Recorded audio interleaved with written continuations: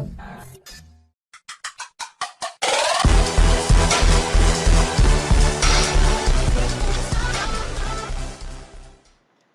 kali ini saya akan menjelaskan mengenai komputer manajemen, task manager, dan kontrol panel pada Windows 10. Langsung saja kita klik kanan pada logo Windows-nya, kita klik komputer manajemen. Ya, kita bisa lihat di sini sudah terbuka komputer manajemennya. Komputer manajemen maksud saya adalah kumpulan administratif tools Windows yang digunakan untuk mengelola komputer lokal ataupun remote. Sekarang kita ke bagian task scheduler pada sistem tools. Task scheduler berguna untuk mengatur tas-tas yang sedang berjalan, akan berjalan, dan yang sudah tidak berjalan. Anda juga dapat membuat tas-tas sederhana dengan mengklik bagian Create Basic Task di sini. Dan Anda juga bisa membuat tas yang lebih kompleks dengan mengklik Create Task di sini. Pada task library kita bisa lihat di sini.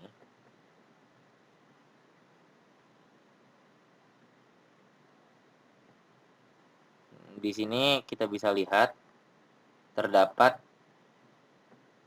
96 tas yang aktif pada komputer saya. Lalu saya akan mencoba membuat tas yang baru di sini. Kita klik Create Basic Task. Kita namakan tas yang akan kita buat. Contohnya coba. Kita klik Next. Kita klik Next lagi. Next. Start program. Kebetulan saya sudah memiliki script programnya. Kita klik Open. Lalu kita klik Next. Klik Finish. Kita tunggu. Ya, di sini sudah terdapat tas yang tadi kita sudah buat dan tas tersebut sudah aktif. Dan sekarang totalnya menjadi 90 tas yang aktif pada komputer saya. Lalu kita lanjut saja ke bagian Event Viewer.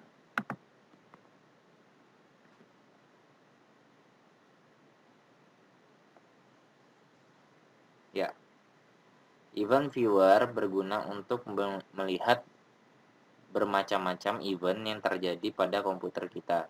Dari event yang hanya berupa informasi saja sampai event yang berisi suatu error dari suatu program. Contohnya ini. Kita dapat melihat event-event apa saja yang ada dalam suatu kategori tertentu. Contohnya kita lihat dalam kategori error. Ya.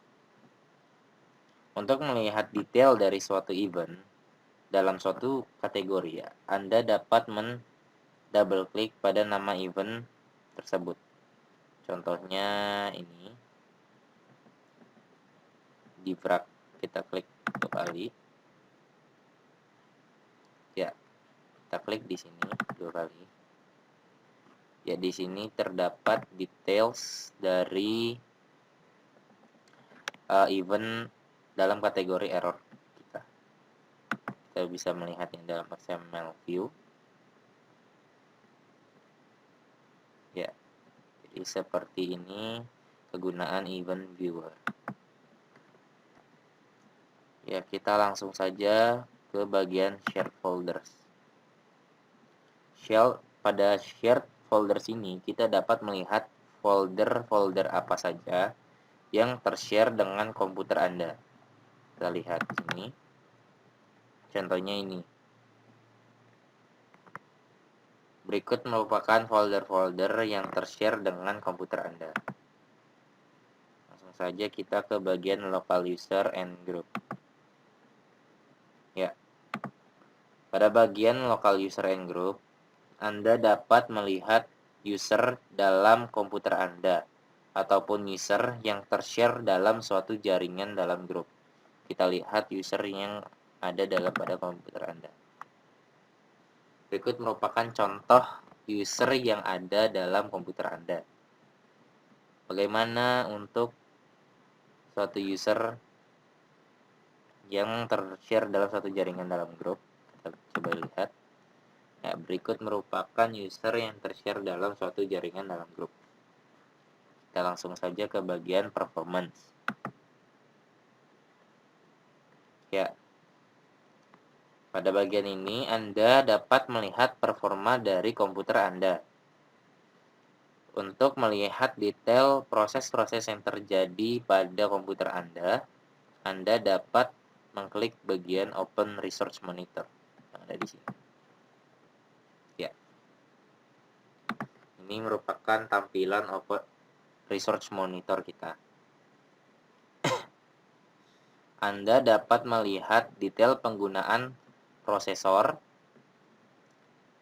yang dipakai pada komputer Anda. Dan Anda juga dapat melihat performa disk yang ada pada komputer Anda.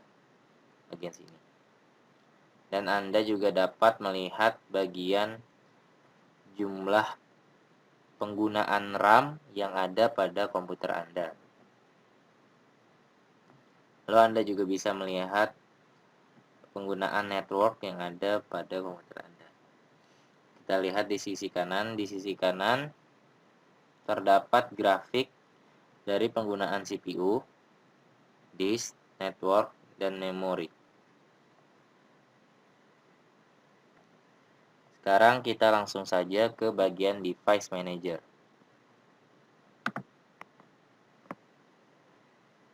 Ya, seperti yang bisa Anda lihat, Device Manager menampilkan perangkat keras apa saja yang terhubung dengan komputer Anda. Misalkan seperti mouse, keyboard, printer, maupun sound, video, dan game controller.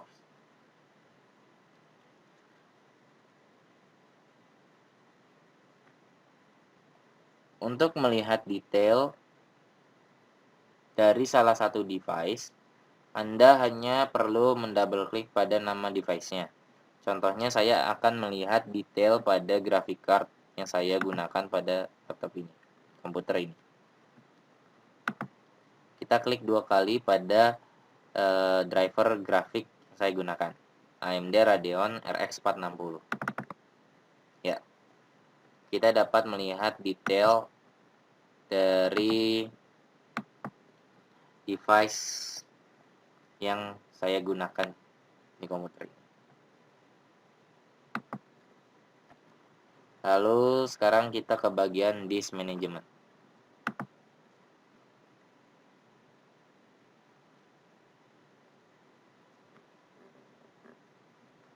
Ya, pada bagian ini Anda dapat melihat kondisi dari semua disk yang terpasang pada komputer Anda. Di disk management, Anda juga dapat melakukan partisi disk yang Anda inginkan. Contohnya ini, saya sudah membuat partisi disk D sebesar 778 GB. Ya, saya akan memberikan contoh untuk mempartisi hard disk Anda. Kita klik kanan pada disk yang masih memiliki free space, kita klik shrink volume. Lalu kita set 100 GB, saya akan set 100 GB, kita klik shrink. Ya, di sini masih unallocated sebesar 97,66 GB. Kita klik kanan pada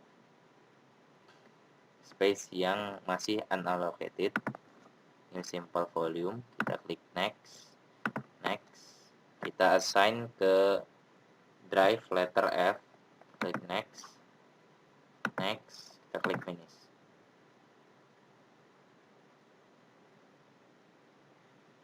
Tunggu, kasih formatting. Ya, Seperti yang kita bisa lihat di sini, sekarang terdapat new drive letter F. Jadi kita memiliki partisi yang baru. Ya, langsung saja kita ke Service and Application.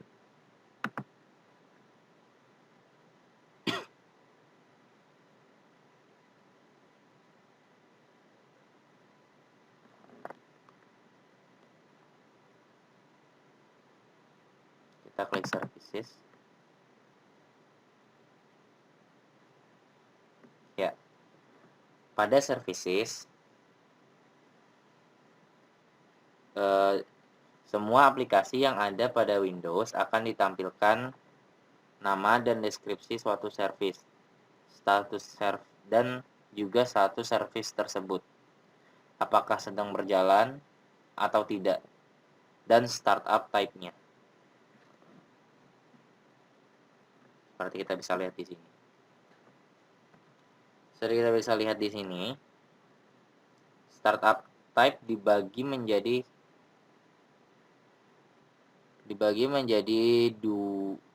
tiga, yaitu manual, automatic, dan manual trigger.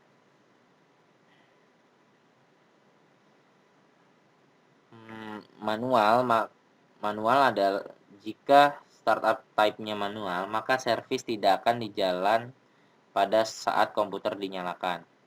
Apabila startup type-nya automatic, maka service akan berjalan otomatis ketika komputer dijalankan. Dan apabila terdapat startup type automatic delay, maka service akan berjalan setelah service automatic yang lainnya berjalan. Jika terdapat trigger start, maka service yang dapat berjalan dengan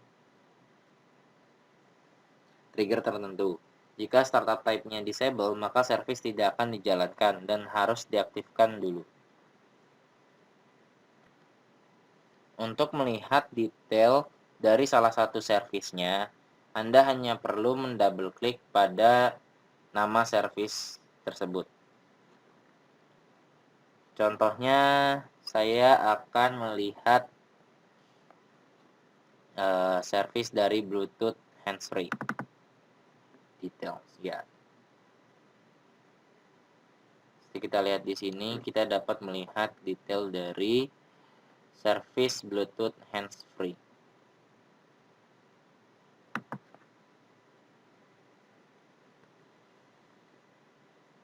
Pada service, kita juga dapat menonaktifkan service yang sedang berjalan dengan melakukan klik kanan pada service yang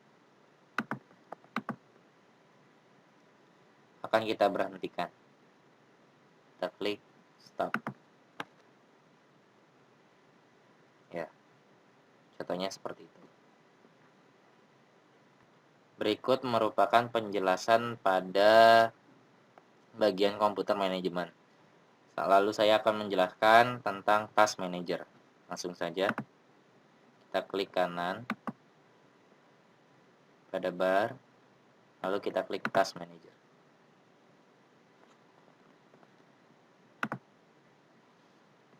Windows Task Manager merupakan sebuah aplikasi yang menyediakan informasi rinci tentang kinerja komputer dan menjalankan aplikasi, proses, dan penggunaan CPU, melakukan informasi muatan dan memori, aktivitas jaringan dan statistik, login pengguna, dan sistem pelayanan.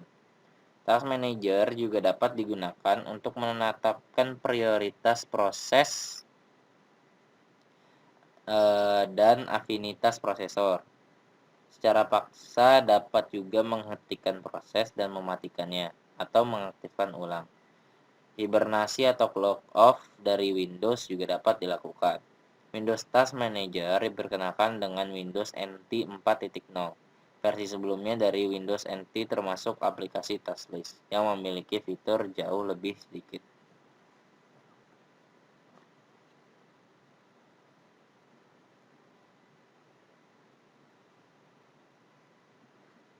Contohnya seperti ini, kita dapat nonaktifkan atau memberhentikan secara paksa suatu aplikasi yang sedang berjalan. Kita pilih aplikasinya, lalu kita klik End Task. Ya, aplikasi akan secara otomatis terkeluar. Lalu kita juga dapat melihat performance dari komputer kita. Oh ya, kita juga dapat melihat CPU yang digunakan pada suatu aplikasi. Kita bisa melihat CPU, memori, dan disk yang digunakan dalam suatu aplikasi. Kita juga dapat melihat performance dari komputer kita. Seperti ini. Kita juga bisa melihat app history kita. Seperti ini.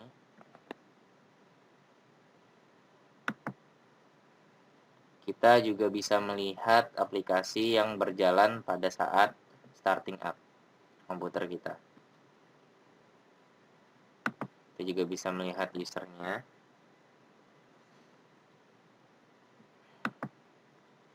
Kita juga bisa melihat details dari aplikasi yang sedang berjalan maupun tidak. Kita juga bisa melihat service yang ada pada komputer kita. Ya, berikut merupakan kegunaan Task Manager. Lalu, saya akan menjelaskan mengenai kontrol panel pada Windows 10. Kita klik kanan. Pada Windows logo, lalu kita klik kontrol panel. Ya, kontrol panel merupakan bagian dari sistem operasi Windows yang memungkinkan pengguna untuk melihat dan memanipulasi dasar sistem pengaturan. Sistem pengaturan dan kontrol melalui applet seperti menambahkan hardware, menambahkan dan menghapus perangkat lunak, mengendalikan pengguna account, aksibilitas pengguna pilihan, melakukan konfigurasi personalisasi, kostumisasi, tweak, setting dari sistem operasi dapat dilihat dan ditetapkan, diubah atau didefinisikan.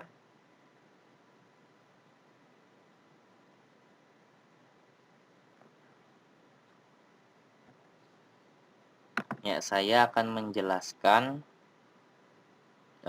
fungsi-fungsi berdasarkan kategori pada kontrol panel. Pertama, sistem and security. Sistem and security berisi semua alat yang akan Anda gunakan untuk melakukan sistem, administrasi, dan tugas-tugas yang berhubungan dengan keamanan. Contohnya Windows Firewall. Windows Firewall itu fungsinya meningkatkan keamanan dari serangan jaringan dan lain-lain. Lalu sistem, kita bisa melihat spesifikasi dari komputer kita. Lalu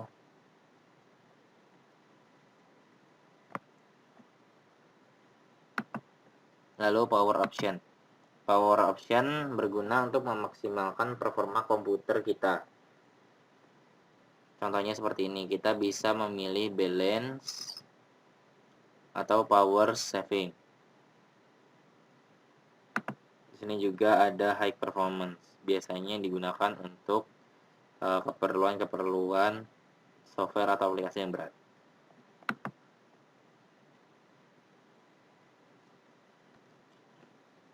Lalu security and maintenance berfungsi apabila Anda ingin merecovery semua data-data yang ada pada disk drive Anda, dan troubleshooting juga dapat mencari atau dan juga membetulkan masalah yang ada pada OS Anda.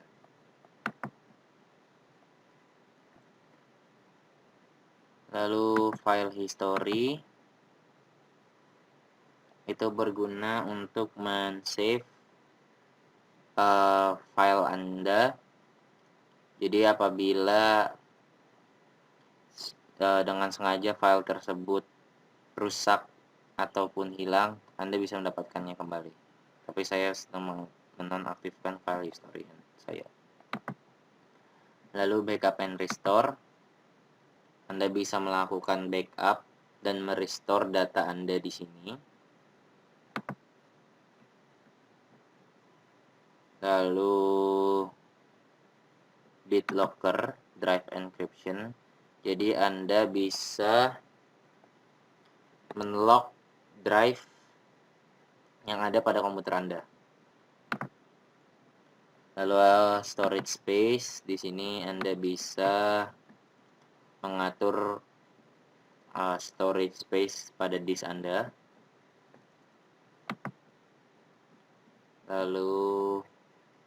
Lalu work folders berguna untuk apabila Anda memasukkan account Windows Anda dalam OS ini, Anda bisa save file ini ke work folders agar Anda bisa membukanya di manapun Anda mau, di device manapun yang Anda mau. Lalu administrative tools untuk contohnya bisa untuk melihat komputer manajemen, disk cleanup, dan yang lain-lain.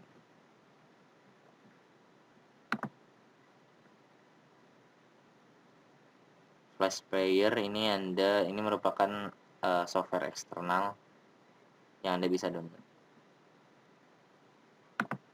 Lalu kita ke bagian network and internet. Network and internet berisi semua alat-alat yang akan Anda gunakan untuk memeriksa status jaringan, mengubah pengaturan, menetapkan preferensi untuk berbagi file dan komputer, mengkonfigurasi sambungan internet, dan banyak lagi.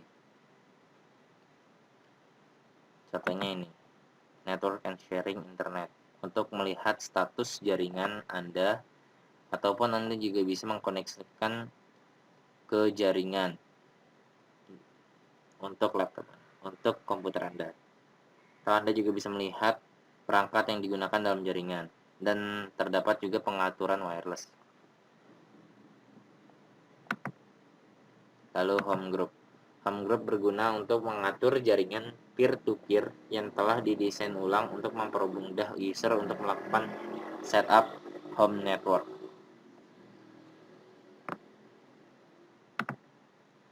Lalu internet option itu untuk mengatur browser Internet Explorer Anda.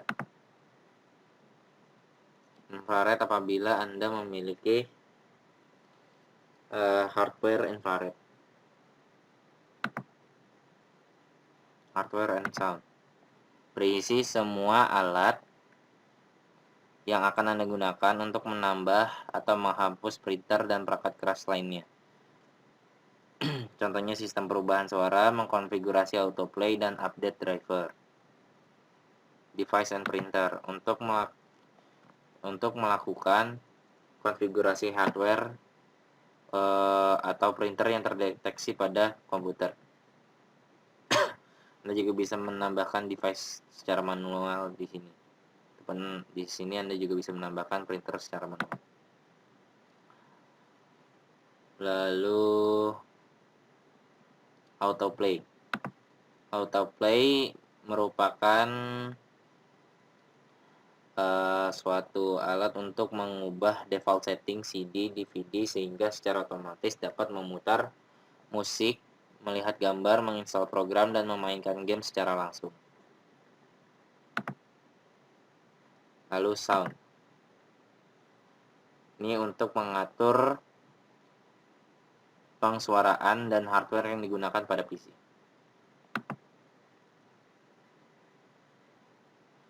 Lalu Windows Mobility Center.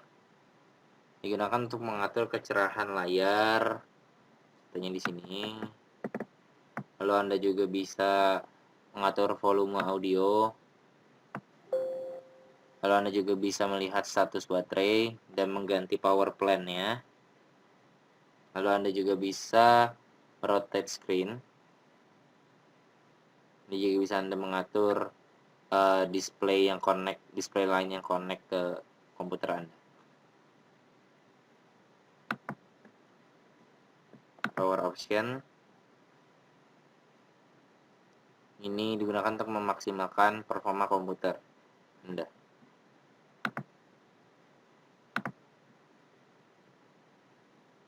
Lalu kita masuk ke appearance and personalization. Ini merupakan fungsi untuk mengubah tampilan item-item pada desktop, menerapkan sebuah tema atau screensaver pada komputer, dan menyesuaikannya dengan taskbar. Personalization digunakan untuk mengatur tema atau tampilan PC Anda, atau mengubah efek yang ada pada komputer Anda. Lalu display digunakan untuk mengatur besar kecilnya ukuran item pada desktop dan resolusi layar Anda.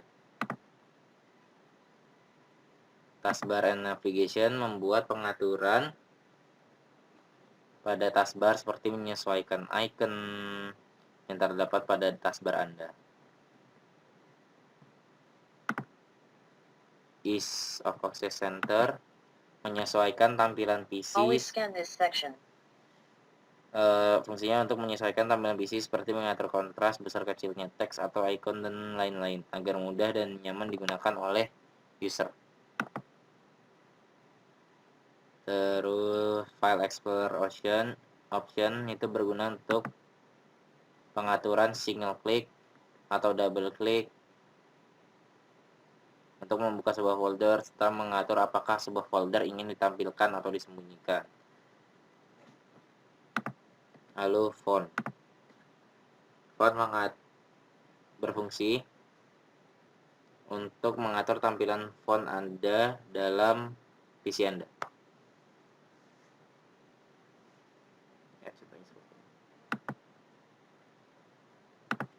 Lalu kita masuk ke user account. User account berfungsi untuk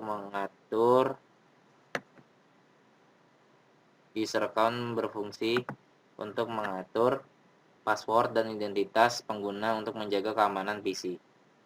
Di dalamnya juga terdapat pengaturan parental control.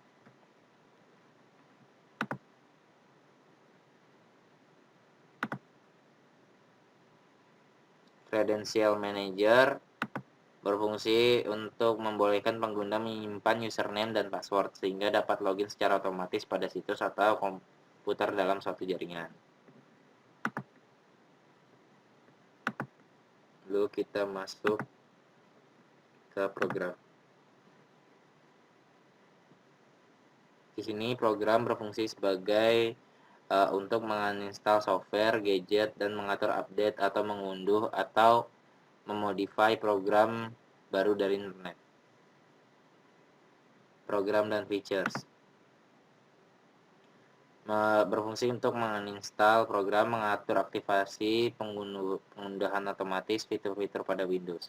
Melihat apakah program yang kita install sudah tersedia versi terbarunya atau belum, serta berisi informasi tentang bagaimana cara menginstal program. Default program mengembalikan pengaturan awal untuk mengatur default program untuk membuka file tertentu, serta mengatur sebuah file dengan ekstensi tertentu agar selalu dapat dibuka dengan suatu program yang kita inginkan.